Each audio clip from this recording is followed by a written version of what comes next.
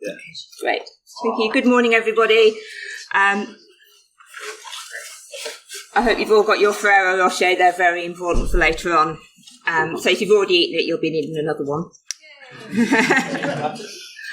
So this talk is a talk about how we can use powerful storytelling techniques to improve security culture and drive down risks through secure behaviour change. We're going to look at how we can best work with the way humans are wired to best achieve our security objectives, rather than being thwarted by the capricious nature of humanity. I'm Janette, Bonar, and I'm a senior specialist in people cyber risk management, and this is basically a talk in 4 parts.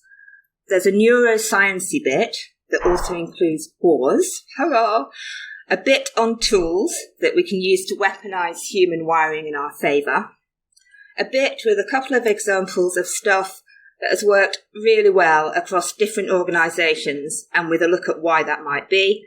And the finale is a free Christmas Carol download for a spot of Christmas in June.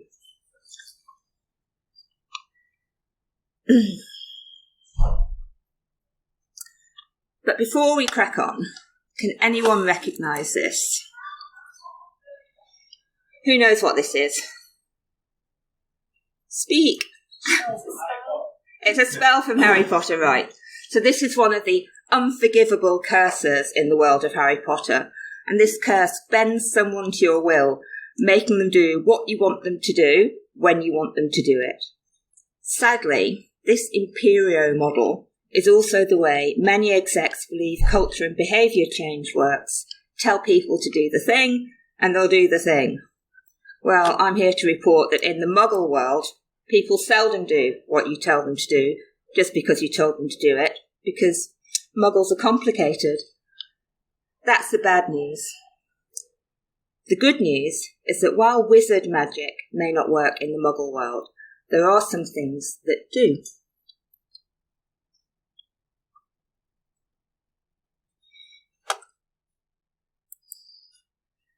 This bit of Muggle magic is dopamine.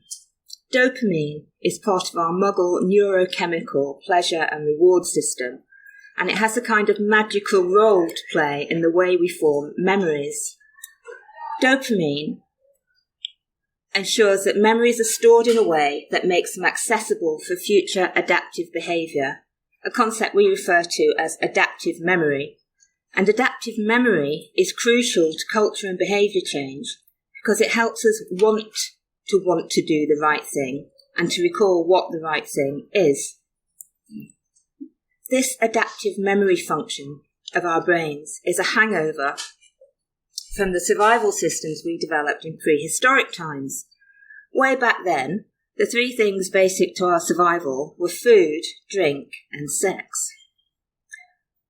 Actually, I was out on the lash in Leeds last night, and I'm not convinced that times have changed that much, to be honest. Anywho, in the absence of Deliveroo and Tinder, the supply of food, drink, and sex in prehistoric times could be unpredictable. So in terms of evolution, developing a way to remember where this good stuff could be found was really super helpful. The drive to survive helped us develop a reward circuit involving dopamine and 3 key areas of the brain: the hippocampus, the nucleus accumbens, and the prefrontal cortex. I'm going to play a little special present for you now. This is the cyber security bit. It should be a video. To understand the power of adaptive memory, we need to stop and think about prehistoric people and boars. So this is how it goes. Prehistoric boar is wandering around the countryside, doing whatever boars do. Prehistoric person, or PHP, hunts down prehistoric boar and finds it absolutely yummy. The circuits in PHP's brain responsible for reward and pleasure release a cascade of dopamine that encodes pleasure, so-called yum-yum response. At the same time as the yum-yum response, PHP's memory is triggered to remember where they are so they can catch more yummy boars in the future. This is the adaptive memory part. So, in terms of the brainy stuff, so far we've seen the nucleus accumbens tell PHP that boars are yummy, and the hippocampus tell PHP to remember where the yummy boars are, and the last bit of this amazing circuit is when the prefrontal cortex trips in to help PHP make plans to come back for more boars in the future. So what in the heck does any of this have to do with this talk?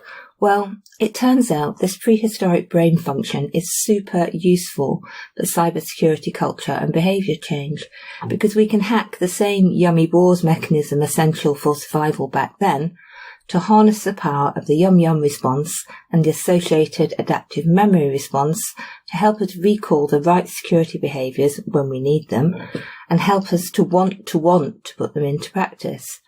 All we have to do is ramp up the dopamine in our security communications and weaponise our adaptive memories. So how do we do that?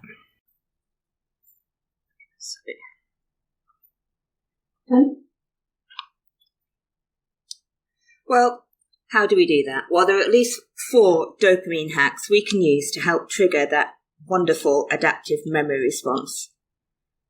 Actually, there's an obvious 5th one, but I'm not convinced it would be appropriate in a business setting. So let's stick with 4, and those 4 are music, storytelling, laughter, and food.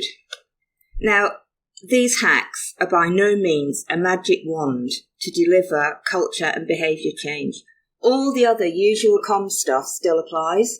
Messages must still be targeted, they must be timely, and they must be relevant.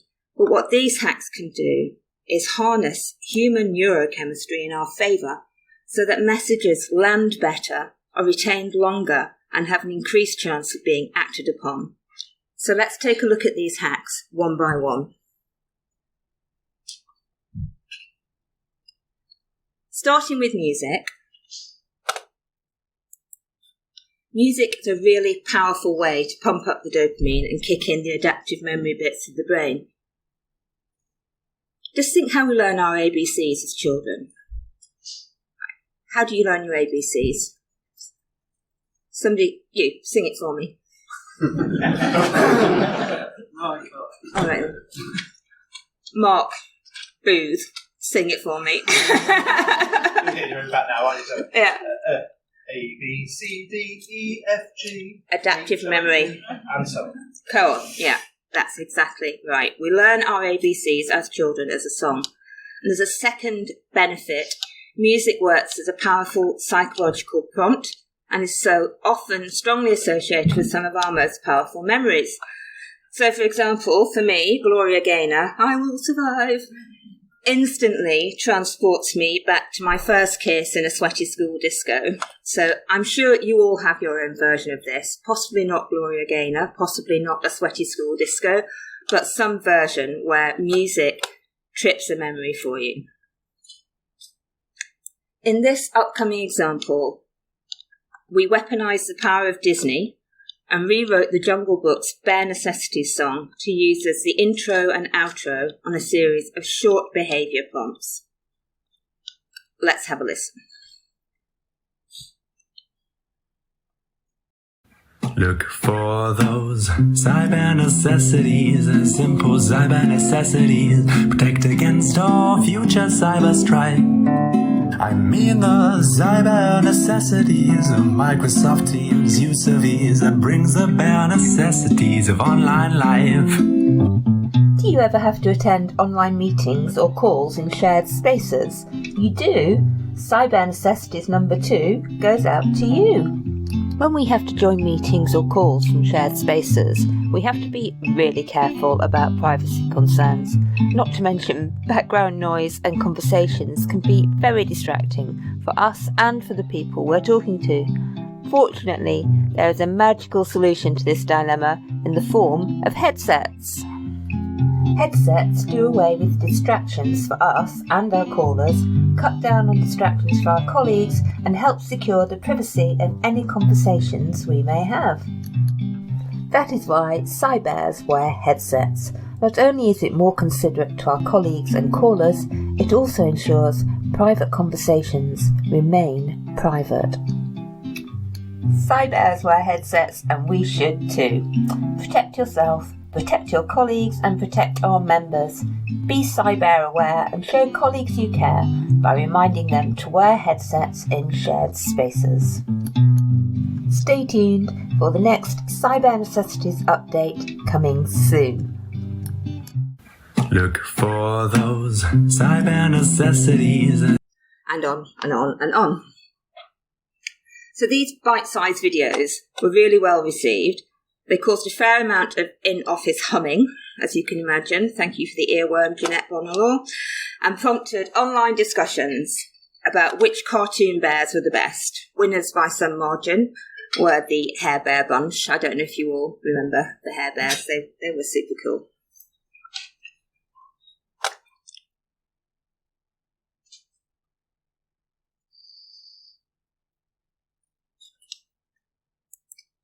Next up, we've got storytelling. Now, storytelling is something that's happened in humans from the earliest times. Cave paintings depicting the story of a hunt.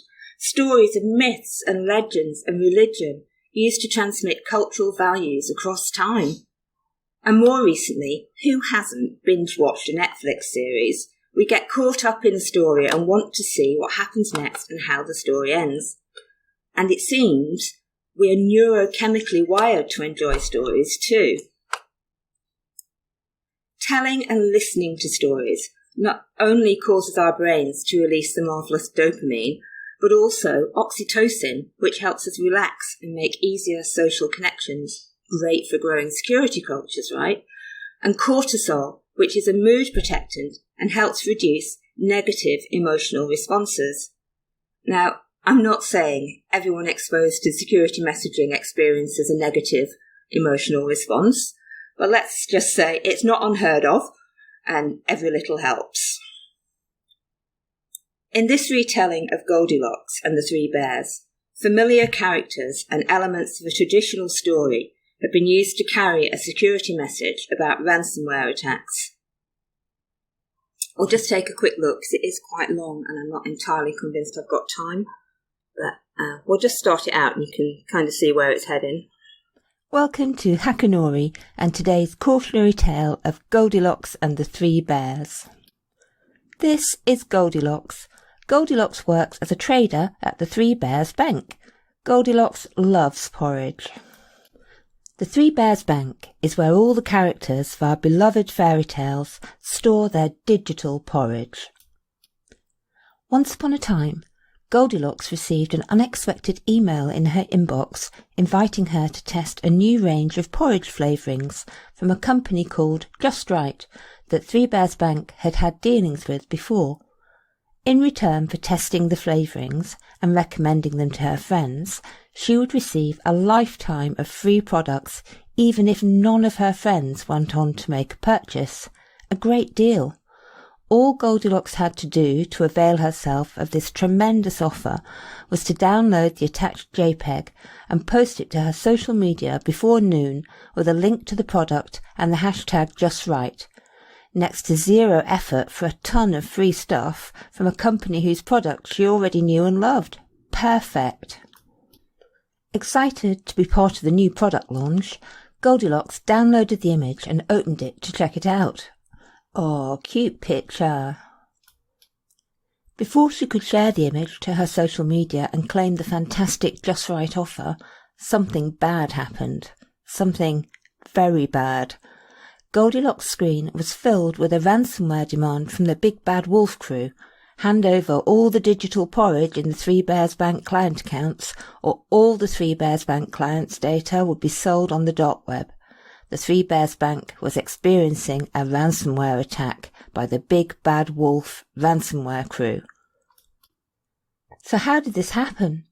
Well, it turns out the cute pic Goldilocks had downloaded ready to post to her social media contained cunningly concealed code in its pixels, which launched the attack the instant the image was opened. The image of the bear turned out in reality to be a big bad wolf. Could this have been avoided? Well, let's take a look at the email Goldilocks received and see what clues are in there. Right. I'm going to assume you all know what to look for in a phishing email, so I won't bore the pants off you by doing that. If we roll over... Or maybe I will. Okay.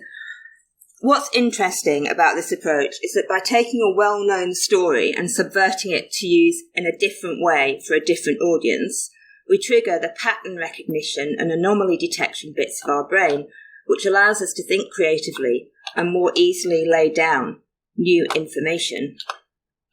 Also, the neurochemical response to the unexpectedness of a subverted story is almost identical to the response triggered by humour, and we know when we laugh, we trigger mirror neurons in our brain, the same mirror neurons which make us laugh when someone else laughs, which is why, shit TV sitcoms have the laugh tracks, don't they, to get you all to laugh along with them.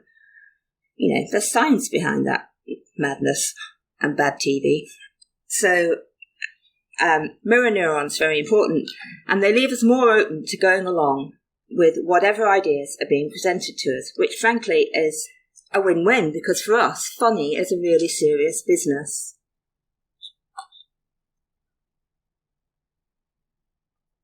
Well, no. Now the important bit, food. I hope you've all got your Ferrero Rochers. You should eat them at this very moment as we're talking about this, and if you haven't got one, please do have another. Anybody require an extra one? Yeah. Ferrero Rocher, they might be the answer. It's like everybody wants to get engaged.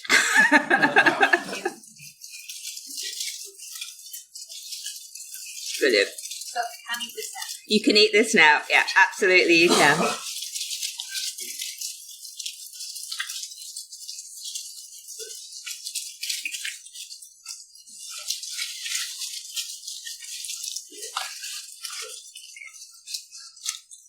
So when it comes to food as a dopamine booster, chocolate is a triple whammy. It triggers the release of theobromine, which sharpens our attention.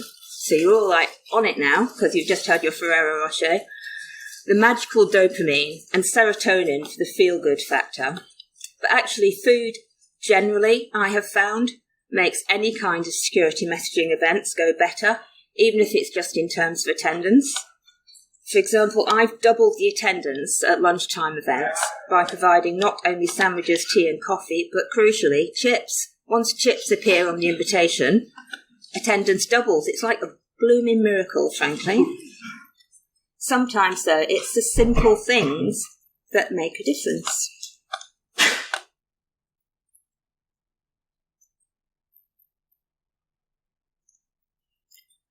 And finally, we get to the thing that I said I was going to talk about in the first place, but it was kind of a long lead up there. A Christmas Carol, the Insider Threat edition. Please feel free to scan the QR code and download a copy. So this is a modern retelling of a very old story, with characters drawn from the security team, a ghostly audit team, and a malicious insider threat bent on crippling Tiny Tim Technologies network. You can download this digital pantomime, and I warn you, watch out for the Balkan donkey. That's the highlight. It is a bit long, so sadly, it's like over half an hour long. I outdid myself. It's a bit long, so we don't have time to watch it together. But what I can do is give you a little bit of context for when you do get around to watching it yourself. So this was produced as a lunch and learn event across the entire business, and it had two main objectives. The first was to begin a dialogue amongst colleagues about what constituted an insider threat, that it's not just that, skanky Hollywood version of some malicious actor in a hoodie somewhere. This was in response to some behaviours that had been observed amongst colleagues by management, and they wanted to start people talking about it. The second was a sneaky one, but it was to raise and improve the image of the security team in a bid to counter their unhelpful the no police reputation and improve cross-function communications. And this event succeeded in both objectives and was far and away the single most successful event that I've ever staged for that organisation. Originally, it was going to be delivered in a live panto-style performance by the entire team, but a last-minute catastrophe meant some members of the team were unable to take part, so it ended up basically as me telling the story. And this also accounts for why one of the characters turns into a frog partway through. Sometimes time pressures impact production values, what can I tell you? My apologies.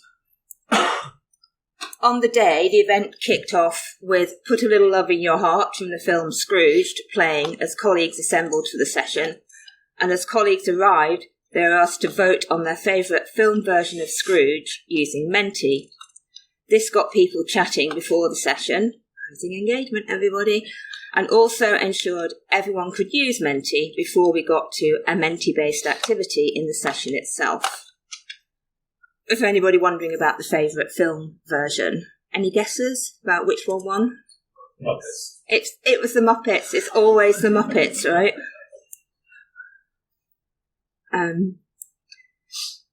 So this event encompassed all 4 of the dopamine hacks we've been looking at. It had music, humour, a subverted narrative and food, and it was timely, targeted and relevant. And as it turns out, it was a total winner. So if you can emulate something like this in your own voice, obviously, I strongly encourage you to do so.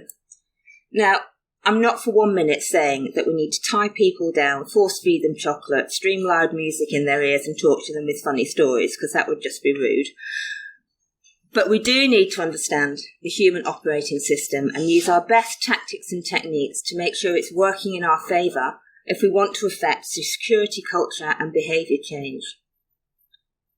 The too long didn't read version of this talk: people who feel good are more likely to do good, so we should make people feel good. Thank you.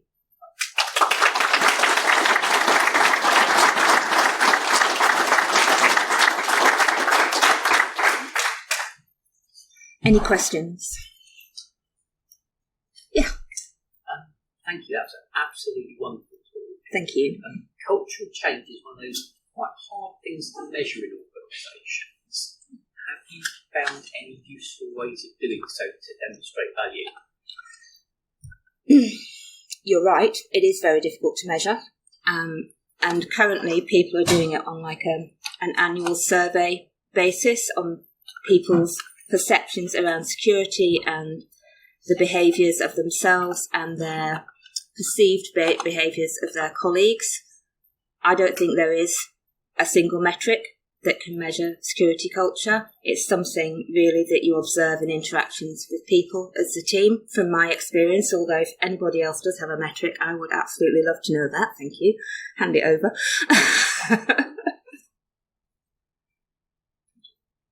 Anyone else? Cool. I think we're good. Thank you.